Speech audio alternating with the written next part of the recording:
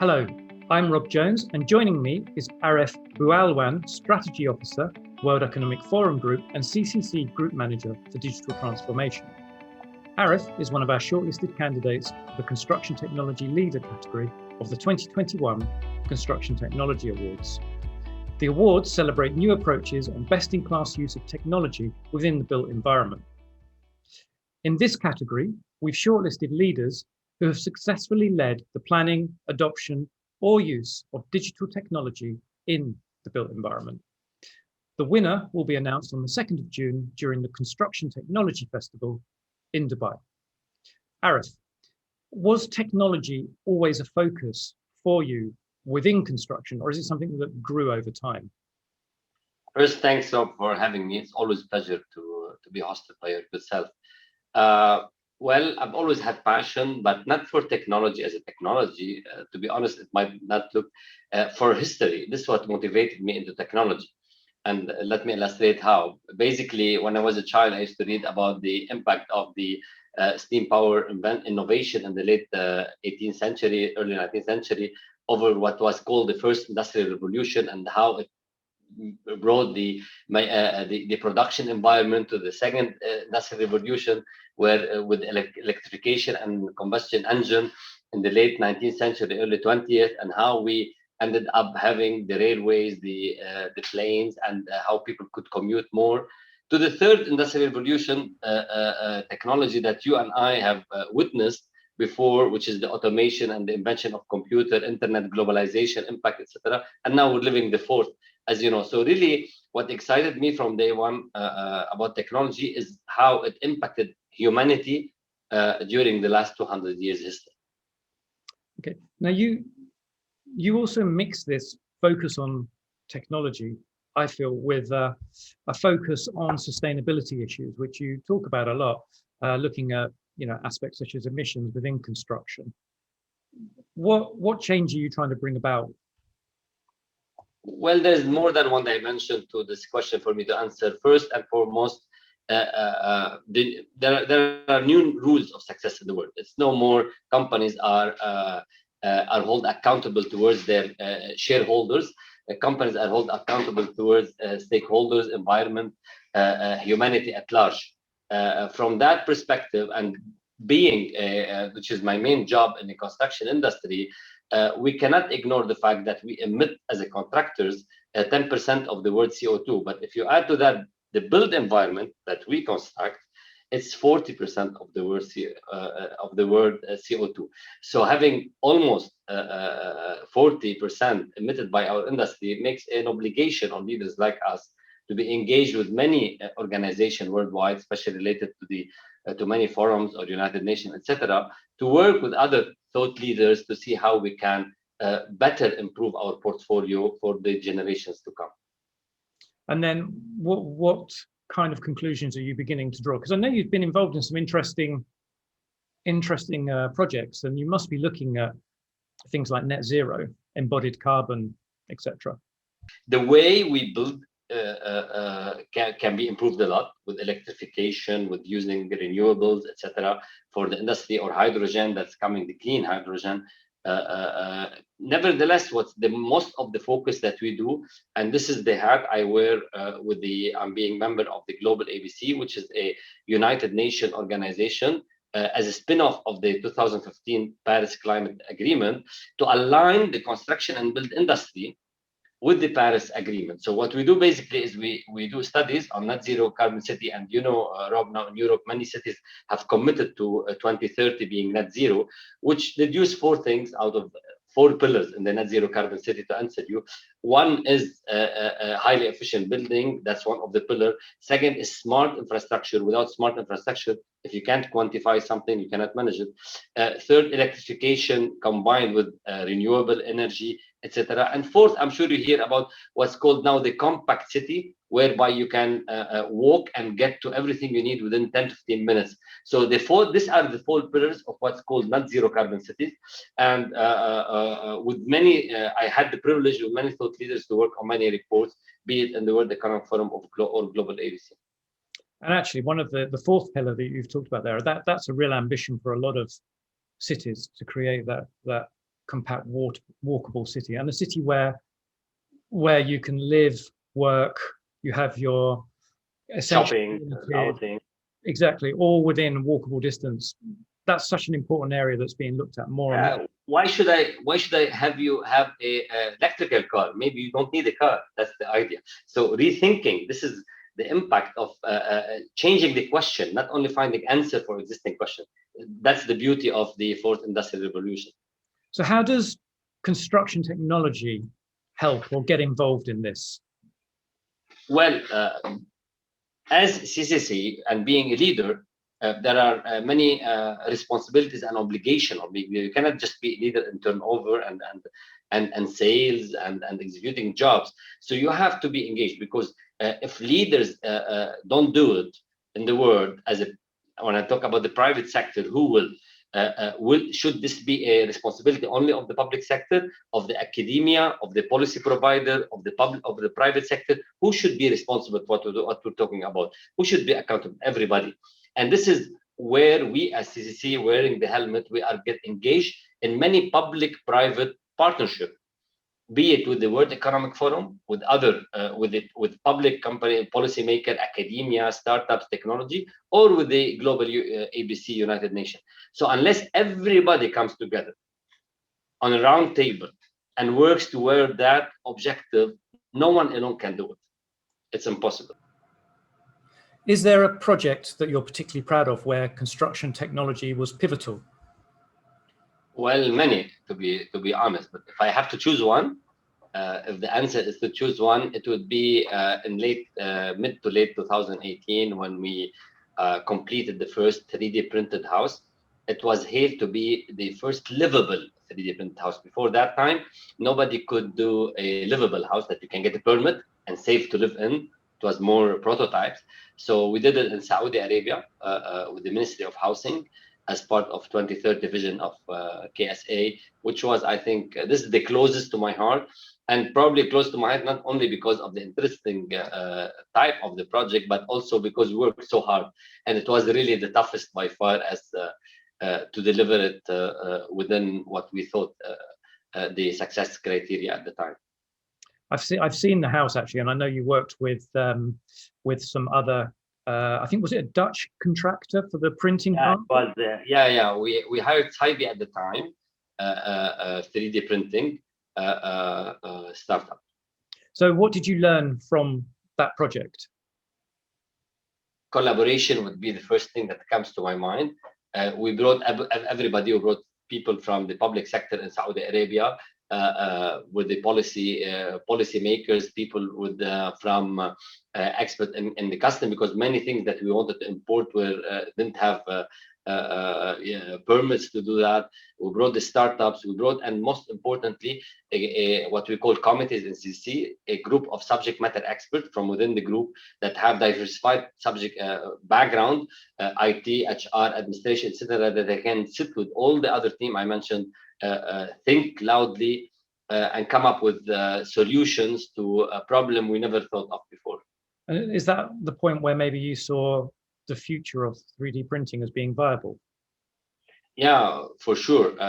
At the time, many things we can do now, we couldn't do at the time.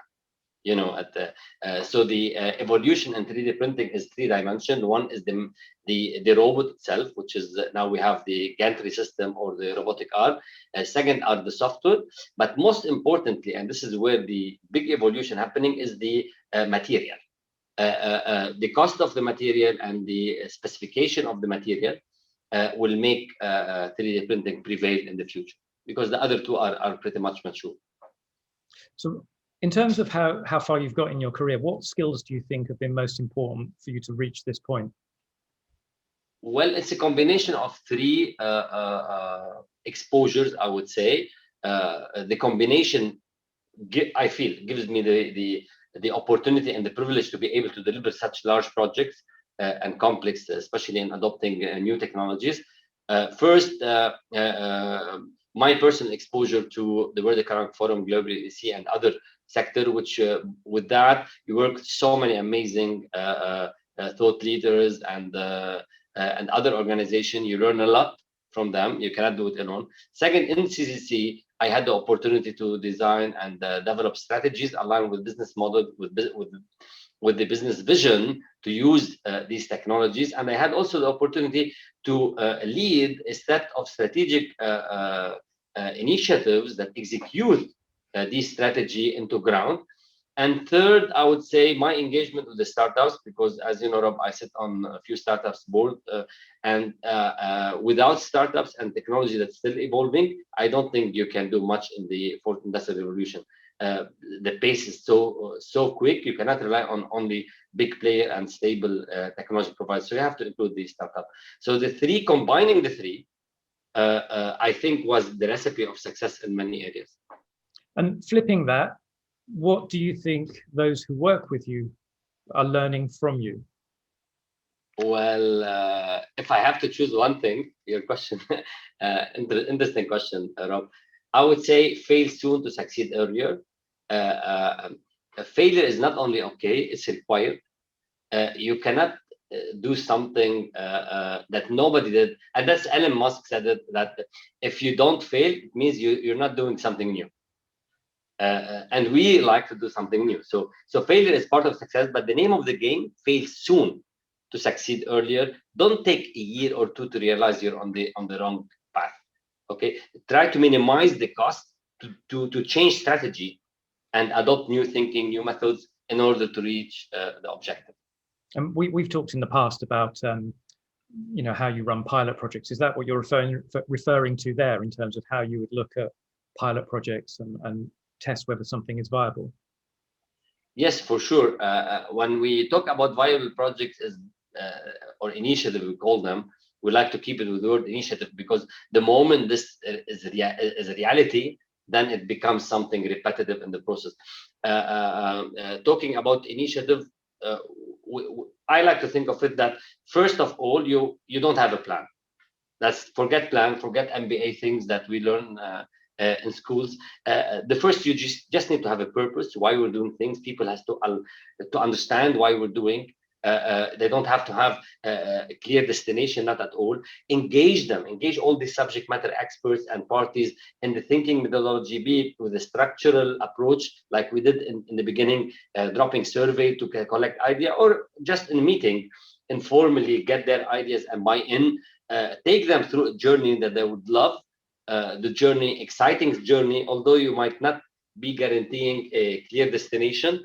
If you have these three things, creating a purpose, engaging people, and a lovely journey you take them through, I think you will do wonder. That all has to be set within the context, of course, of a set of strategies that you have, and it has to align with your business model, what business you're in, what mega trends are going around your business. So I think this is the one of the recipes I would recommend to run initiatives. How does digitalization give you an advantage, a competitive advantage in construction? Because it must. Well, in general, technology people, there's something called engineering sense. I'm sure everybody hears this word a lot. There's something else I call technology sense. Technology people have different perspectives, usually, to any problem. Whenever I go to do anything in a shop, unconsciously, I would think, oh, the process can be automated. I remember once that I was queuing, and I realized that the drive-through is faster than queuing inside, and then you can get the process. You think of the process. You think different. There is a technology sense. Which gives you a perspective, I think, a bit unique compared to other trades. Having said that, alone it will not help. You need for that to be horizontal and to be able to use the sense and add the value to whatever you interact with. You have to understand the business and understand what mega trends are going around you. And this is where you can use your engineering or technology sense to drive things in the right direction, and gives you a big advantage over others. And finally, and related to the previous question, how are you seeing attitudes towards construction technology changing within the industry? Because, I mean, even in just the past year, I've seen a big change in the way people talk about about technology within the sector compared to pre-COVID, for instance? Very true. I mean, as you very well and rightly said, COVID is by its own. There's a new reality after COVID.